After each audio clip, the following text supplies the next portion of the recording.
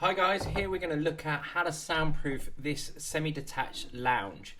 You may have seen my other video on this where we looked at the main cause of the problem here. Well, this video, we're going to go into a bit more detail on how we actually soundproof this room.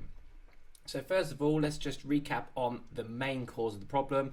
See, soundproofing the party wall, treating the alcoves, either side of the chimney stack and the fire back is just a tiny part of any soundproofing project. So the first thing you've got to do is you've got to address the main cause of the problem here. And we're not talking about the neighbours making noise, their TV or their music that's blasting out. Here we're talking about something wrong with the construction of the building. So for this project, we've got a couple of holes going through to next door. The first hole is here where the noise is resonating in this shared roof. So it just looks like a normal lounge here. And if we take the window, this is the bay window, I'm looking out of the bay window. We actually cut open the bay window because it's a hollow void. And what we do is we open up any hollow void. Open up that hollow void and that reveals a hole going through, all the way through. So that will go all the way through to there. So if the neighbours have got their TV on or music or conversation, having a conversation there, it's going up through that plasterboard, resonating in that hollow void, and then coming down through this bay window here. All right, so that's the first hole. That's the first hole that we need to address. The second hole is here. Well, this is a suspended floor void, and remember the neighbours.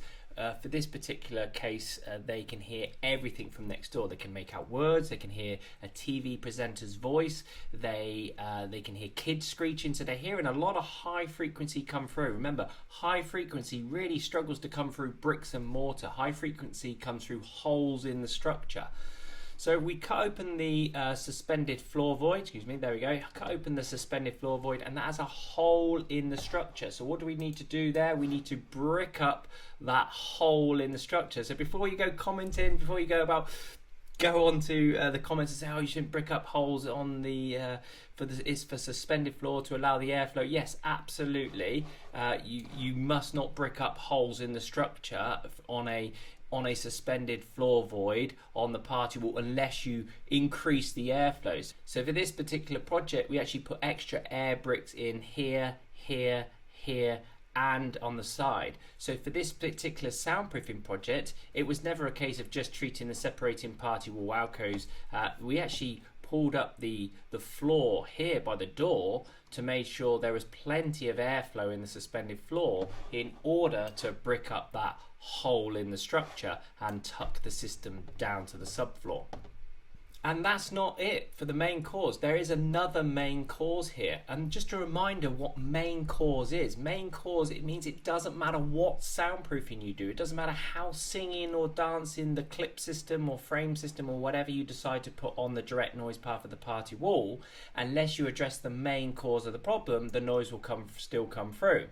So imagine if you didn't brick up that hole down there and you didn't brick up that hole on the bay window, the noise is still going to come through. The noise is still going to come up through the floor, still going to come down through there. That's what we mean by main cause. And this particular project had a third main cause.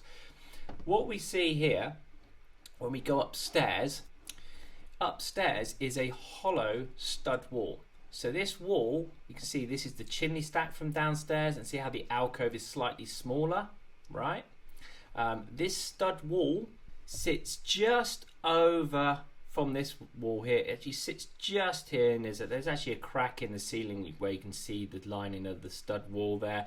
So that stud wall, that hollow stud wall just coming through the middle of the ceiling is another main cause. Because if you did all of the soundproofing to this room and treated all of the flanking areas, the noise would still come through from the stud wall. It would resonate in that stud wall and then shoot straight down through the ceiling. So for the clients on the actual initial phone call, they were asked to put their ear on this flanking stud wall perpendicular upstairs. They could clearly hear the TV on this stud wall.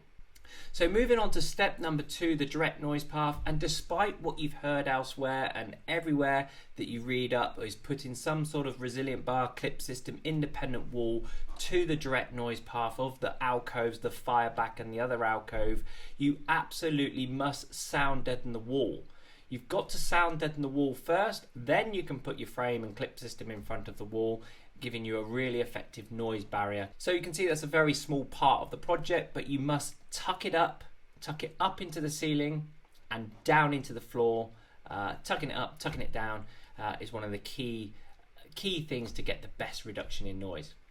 So moving on to step number 3 would be to treat the indirect noise paths. So here we're talking about areas where noise can come around. Here, if this is the neighbours making noise, you've got that noise coming through that suspended floor void, we've got noise coming through that ceiling void. So you have these key areas which need to be addressed. Here there's the ceiling and here the suspended floor void to prevent the noise coming under the system and prevent the noise coming over the system. You also need to consider the flanking areas. This is the wall perpendicular and the area of the bay window. Insulating the suspended floor, still allowing it to breathe. Insulating the ceiling, tucking the system up, tucking the system down, and then installing mast to the ceiling, giving the clients their privacy, reflecting their noise back into the room.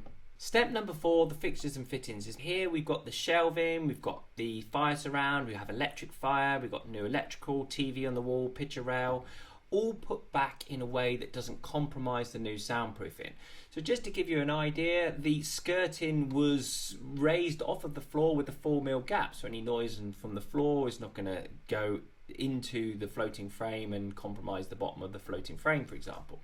So what is that soundproofing result? Well, these homeowners claim they got at least an 85% reduction in noise. They're gone from maybe hearing their neighbours all the time and not using the lounge, not being able to have a private conversation in their lounge, to maybe hearing them a handful of times over a fortnight.